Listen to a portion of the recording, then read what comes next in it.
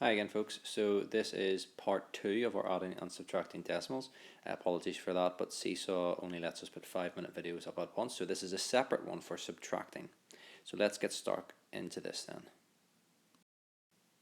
So a simple subtraction sum here first of all for us, where we have the same number of columns. We have 531.88 and 245.51, and you can see we have hundreds, tens, units, tenths and hundredths. We have hundreds, tens, units, tenths and hundredths.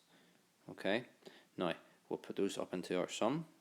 531.88.245.51. We're taking this away. Now again, the first thing I always need to make sure I do before I start into this sum is to put my, you got it, decimal point down onto the bottom line. I'll start off 8, take away 1 is 7, 8 take away 5 is 3, it's over the wall, 1 take away 5, can't do that. The same rules still apply when you're taking away decimals as they do in normal taking away sums. If the smaller number is on top, you move to the next column, take one out, so the 3 becomes a 2, carry that over. 11 take away 5 is 6, 2 take away 4, again, and I have to borrow because the smaller number is on top. 12 take away 4 is 8. And 4 take away 2 is 2. So my answer to that one will be 286.37. Now in our next example, you will have already maybe spotted that we have a hundreds, tens, units and a tenths column in our 391.8. And we have hundreds, tens, units, tenths, and we have a hundredths column here as well. So we've got a tenth in this one just, but we have a tenths and hundredths in this column. So let's have a look at what we need to do when we're writing that in as our sum. 391.8, 102.97, taking that away, and all of a sudden it has the look of a sum that we can't do. There is a big gap up here, and just like we did in our adding, can you remember what it was we could add in there? What number can we add in that will not change the value of 391.8? It is a 0.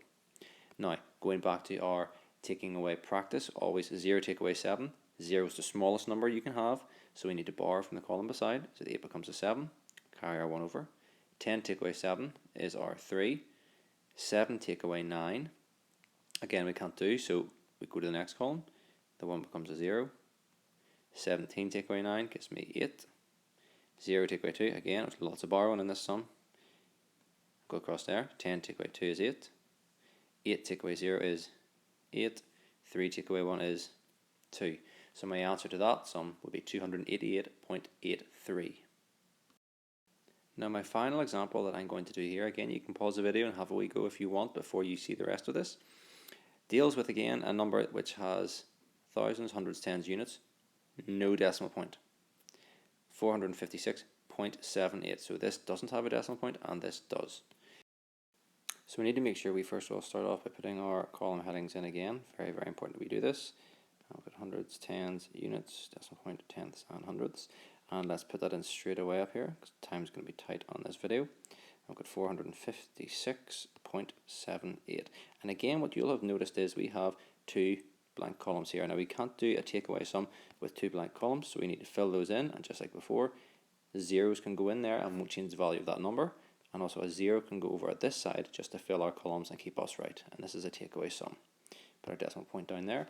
And we'll start off now by going 0 take away 8, we can't do.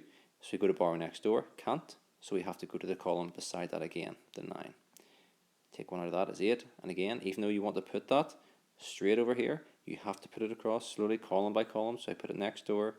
The 10 now becomes a 9. Now I can put it in. 10 take away 8 is 2. 9 take away 7 is 2. 8 take away 6 is 2. 3 take away 5 I can't do. So I go across until I can find a column I can borrow from. I'm going to work that number slowly across. 13 take away 5 is 8. 9 take away 5 is 4. And 0 take away 0 is 0. So your answer is 582.22. Now, the careful thing about this, or the important thing about this, is to make sure you add the zeros into the right places after your decimal point to fill up those numbers. And as well as that, when you're borrowing, okay, remember you can still only bring it across column by column. Good luck. Have we watched the video again if you need to, and try your very best.